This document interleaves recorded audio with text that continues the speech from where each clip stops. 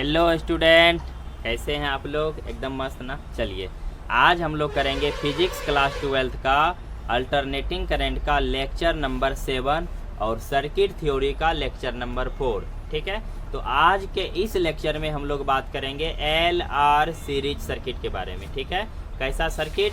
L R series circuit, मतलब एक ऐसा इलेक्ट्रिकल सर्किट जिसमें कि सिर्फ एल और आर लगा हुआ रहेगा।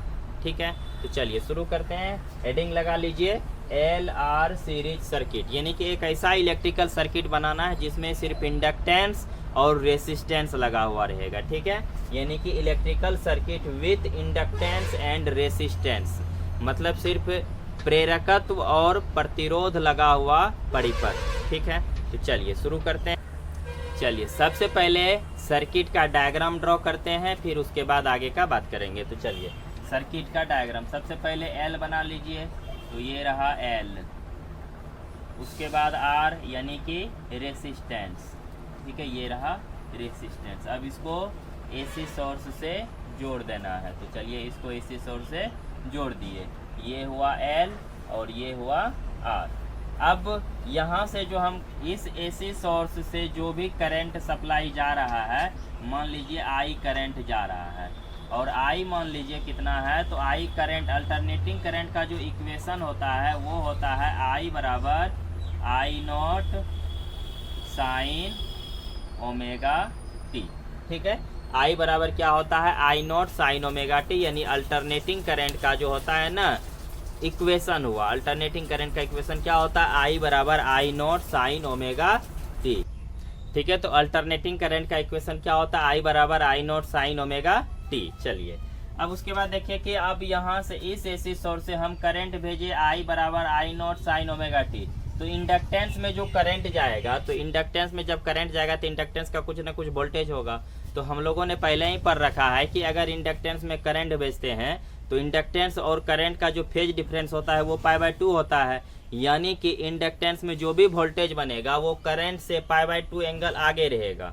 मतलब करंट और इंडक्टेंस का वोल्टेज के बीच में जो रिलेशन होता है वो होता है, मतलब फेज डिफरेंस होता है, वो कितना होता है? तो फेज डिफरेंस होता है π/2, यानी इंडक्टेंस का जो वोल्टेज है करंट के जो फेज, मतलब करंट जो भी है उस करंट के फेज से π/2 एंगल ज़्यादा होगा। यानी कि हम बोल सकते हैं इंडक्टेंस का वोल्टेज वी एल बराबर वी नॉट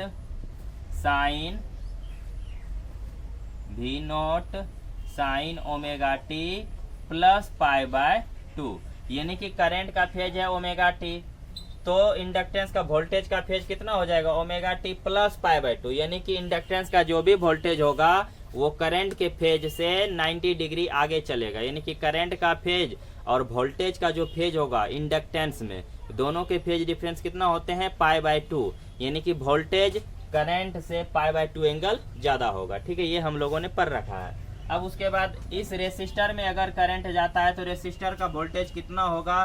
तो V R is equal to लिख सकते हैं V naught sine omega T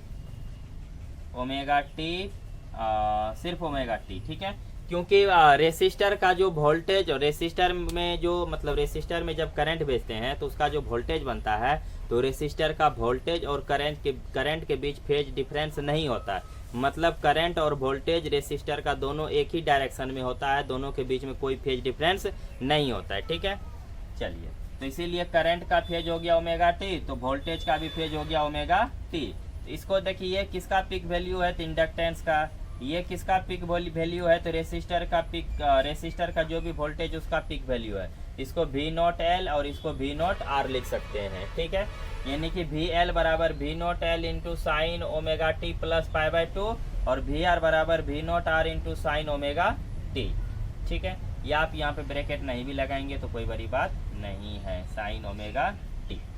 ठीक है, चलिए तो ये वोल्टेज हो गया। अब देखिए कि इंडक्टेंस और रेसिस्टर दोनों का जो फेजर डायग्राम था उसको ड्रॉ करते हैं। देखिए इंडक्टेंस का जो फेजर डायग्राम था, इसमें इंडक्टेंस का फेजर डायग्राम में मान लीजिए अगर करंट यहाँ पे है, करंट का पीक वैल्यू यहाँ है, तो वोल्टेज उससे 90 डिग्री आगे रहता था यहाँ पे। ये हुआ वोल्टेज किसका? इंडक्टेंस का। ये हुआ इंडक्टेंस के लिए फेजर डायग्राम, यानी कि करंट ऐसे गया तो वोल्टेज कहाँ रहेगा, करंट से 90 डिग्री आगे। ठीक है, तो ये हुआ इंडक्टेंस के लिए फेजर डायग्राम। अगर करंट का डायरेक्शन ये है तो वोल्टेज जो होगा इंडक्टेंस में वो कैसा होगा, करंट से 90 डिग्री आगे। रेसिस्टेंस वाला के लिए जो फेजर डायग्राम होता था वो इस तरह का होता था, जिधर करंट जाएगा उधर ही वोल्टेज जाएगा। ठीक है, जिधर करंट उसी डायरेक्शन में वोल्टेज। अगर इन दोनों को मिला के देखिएगा तो इन दोनों को जब आप कंबाइन कीजिएगा तो इसमें कंबाइन करने से क्या होगा कि देखिए रेसिस्टर का वोल्टेज और करंट का भी डायरेक्शन यही है, करंट का भी मान लीजिए डायरेक्शन यही है। ठीक है, इसको सीधा ड्रॉ करना है, ये लीजिए करंट। तो रेसिस्टर का वोल्टेज और करंट दोनों के बीच फेज डिफरेंस नहीं होता है, दोनों एक ही डायरेक्शन में होता है। लेकिन इंडक्टेंस का जो वोल्टेज है, इंडक्टेंस का वोल्टेज करंट से, ठीक है ये रहा करंट, ये करंट हुआ, करंट से कितना होता है 90 डिग्री आगे, यानी कि यहाँ हुआ किसका वोल्टेज, इंडक्टेंस का। तो नेट वोल्टेज जो होगा, नेट वोल्ट कहाँ जाएगा, तो नेट वोल्ट होगा, मान लीजिए ये एक सदिश राशि है, ये भी एक सदिश राशि है, दोनों का परिणामी सदिश कहाँ होगा, यहाँ बीच में। ठीक है, परिणामी सदिश कहाँ होगा, बीच में। अभी भी मान लीजिए यहाँ पे कुछ एंगल बना है, तो वो एंगल मान लीजिए यहाँ पे एंगल बना है कितना, फाई। तो चलिए फाई को बाद में हम डिफाइन करेंगे, अभी रहने दीजिए।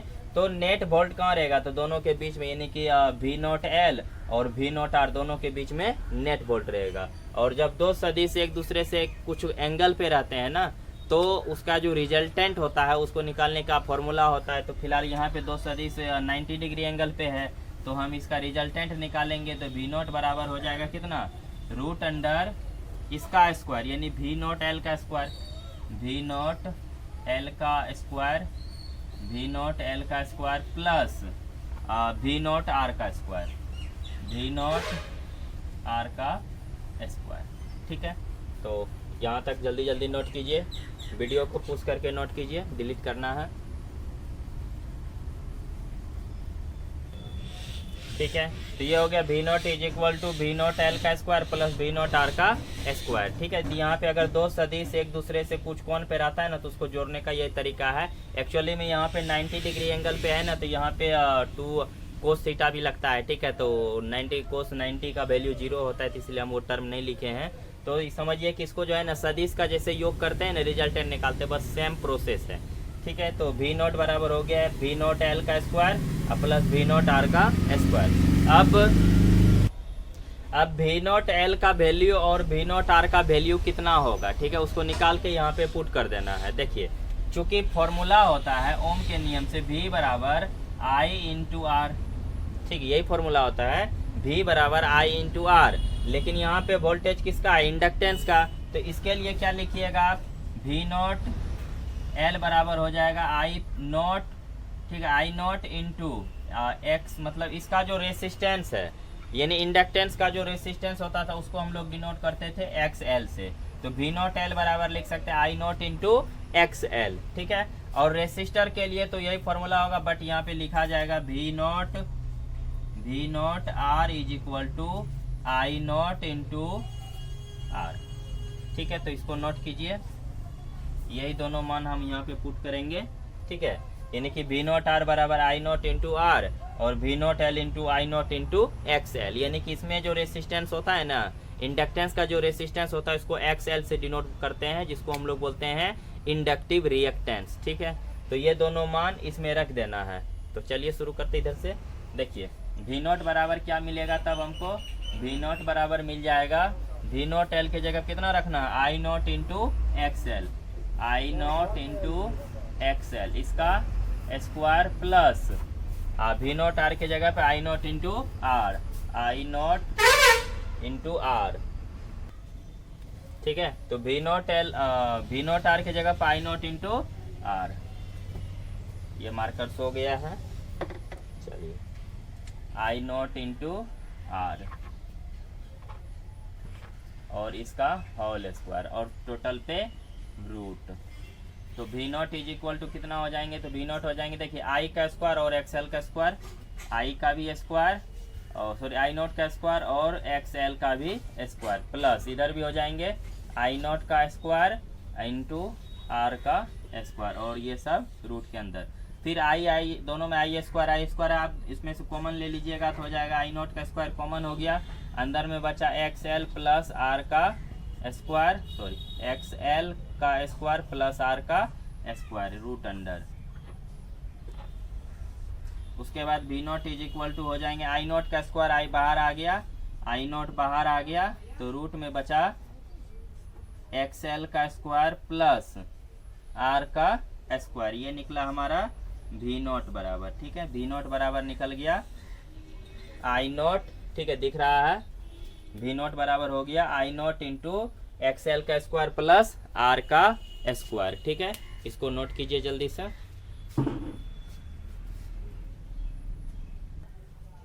चलिए इस बगल वाला को नोट कीजिए, इसको डिलीट करना है। चलिए अब हम लोगों का जो फाइनल वोल्टेज का फॉर्मूला आया है वो आया है हमारा वी नॉट बराबर I naught into root under X L का स्क्वायर प्लस आर का स्क्वायर। ठीक है, यही आया है फाइनल। अब इसमें देखिए कि हम लोगों को पता है ओम के नियम से सूत्र होता है V बराबर आई इंटू आर, यही होता है ना, ओम के नियम से हम लोग जानते हैं ना कि V बराबर कितना होना चाहिए आई इंटू आर। अगर V नॉट होता तो यहाँ पे आर नॉट आना चाहिए, बस सॉरी V नॉट होता तो यहाँ पे आ जाता आई नॉट इंटू आर। तो देखिए तो यहाँ पे V नॉट बराबर आई नॉट है, यहाँ पे आर आना चाहिए ना, अरे यहाँ पे क्या आना चाहिए, रेसिस्टेंस आना चाहिए। तो इसका मतलब ये सब जो भी क्वांटिटी आया हुआ है ये रेसिस्टेंस की जगह पे है, तो यानी कि हम इसको बोल सकते हैं ये कैसा है लाइक रेसिस्टेंस, ये कैसा है रेसिस्टेंस की तरह। ठीक है, कैसा है रेसिस्टेंस। ठीक है, तो ये सब क्वांटिटी रेसिस्टेंस की जगह पे आया है, लेकिन हम इसको आर नहीं बोलेंगे, इसको यहाँ पे हम बोलेंगे जेड। ठीक है, इसका नाम क्या हो जाएगा जेड। तो जेड बराबर कितना होगा, तो अंडर रूट एक्स एल का स्क्वायर प्लस आर का स्क्वायर। तो जेड जो है ना, जेड रेसिस्टेंस ही है, लेकिन यहाँ पे इसका नाम होगा इम्पीडेंस। ठीक है, क्योंकि यहाँ पे दो क्वांटिटी का ना रेसिस्टेंस है, यानी कि एक्स एल यानी कि इंडक्टेंस का भी रेसिस्टेंस है और रेसिस्टेंस का रेसिस्टेंस तो है, रेसिस्टर का रेसिस्टर तो है ही, तो दो क्वांटिटी है, इसीलिए हम इसको बोलेंगे जेड। और जेड का नाम यहाँ पे होगा जेड इज कॉल्ड, या बोल सकते हैं इट इज कॉल्ड इम्पीडेंस, यानी इसको हिंदी में प्रतिबाधा बोलते हैं। ठीक है, जेड इज कॉल्ड इम्पीडेंस। और इम्पीडेंस का एसआई मात्रक क्या होगा, एसआई यूनिट क्या होगा, तो जो रेसिस्टेंस का एसआई यूनिट होता है वही इम्पीडेंस का भी एसआई यूनिट होता है। तो इट्स एसआई यूनिट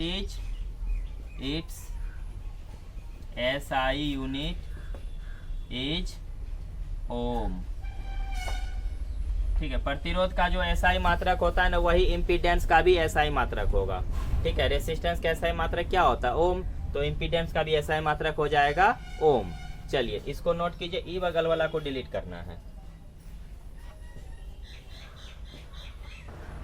चलिए फेजर डायग्राम जो बना था हम लोगों का वो कुछ इस तरह से था, ये रहा रेसिस्टेंस का पिक वैल्यू का, रेसिस्टेंस का वोल्टेज का पिक वैल्यू, और करंट का डायरेक्शन भी यही था आई, ठीक है आई नॉट, और इंडक्टेंस का जो वोल्टेज का पिक वैल्यू था वो यहाँ था वी नॉट एल। और हम लोगों ने जो निकाला है ये वोल्टेज, ये कहाँ है, तो ये वोल्टेज है यहाँ पे, ये रहा वी नॉट।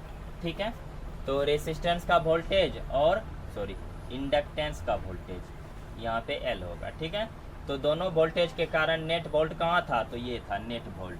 और अभी भी जो नेट वोल्ट है करंट से फाई एंगल बनाया हुआ है, मतलब हम कह सकते हैं कि करंट अभी भी पोटेंशियल से फाई एंगल पीछे ही चल रहा है, मतलब current lags behind potential by angle phi. मतलब करंट अभी भी जो है ना, करंट अभी भी पोटेंशियल से वोल्टेज से, यानी कि पोटेंशियल मतलब क्या, वोल्टेज से फाई एंगल पीछे ही है। और पहले इसमें इंडक्टेंस में जो इंडक्टेंस में जो वोल्टेज था उस वोल्टेज से करंट तब भी पीछे था और अब भी करंट पीछे ही है। कितना एंगल? Phi angle. पहले जो था इंडक्टेंस के वोल्टेज से करंट कितना पीछे था? तो 90 डिग्री। अब कितना पीछे है? तो 5 डिग्री। ठीक है, यानी कि अब पहले था 90 डिग्री आगे था वोल्टेज, अब क्या हो गया कि वोल्टेज थोड़ा सा घट गया है। अब है कितना? करंट से अभी भी वोल्टेज जो है ना 5 एंगल आगे ही है, या हम बोल सकते हैं कि करंट अभी भी वोल्टेज से 5 एंगल पीछे चल रहा है। ठीक है, तो 5 एंगल करंट पीछे चल रहा है। तो tan फाई का मान कितना होगा? यानी ये कितना, मतलब अगर हम फाई का मान पता करें कि कितना एंगल करंट पीछे चल रहा है तो उसके लिए हम लोग लगाएंगे tan फाई। ठीक है, तो उससे आपको फाई का वैल्यू निकल जाएगा। तो tan phi is equal to tan theta बराबर लंब बटे आधार होता है। तो मान लीजिए ये रहा लंब और ये रहा आधार। ठीक है, तो लंब का मान, इसका मान कितना हो जाएगा? तो ई हुआ तुम्हारा ई, यानी कि V नोट L और आधार हो गया कितना? तो आधार हो गया V नोट R, या V नोट L को लिख सकते हैं XL और V नोट R को लिख सकते हैं कितना? सिर्फ R। तो tan फाई बराबर हो गया XL बटा R, यानी इंडक्टिव रिएक्टेंस बटा बाय हो गया इंडक्टिव रिएक्टेंस अपॉन रेसिस्टेंस। ठीक है, तो ये हुआ tan फाई का वैल्यू। ये न्यूमेरिकल बनाने के काम में आएंगे, इसको बक्सा में बंद करके रख दीजिए। ठीक है, इससे आपको एंग फाई का पता चल जाएगा कि करंट कितना पीछे चल रहा है। ठीक है, एंगल पता चल जाएगा। ठीक है, तो इसको नोट कीजिए।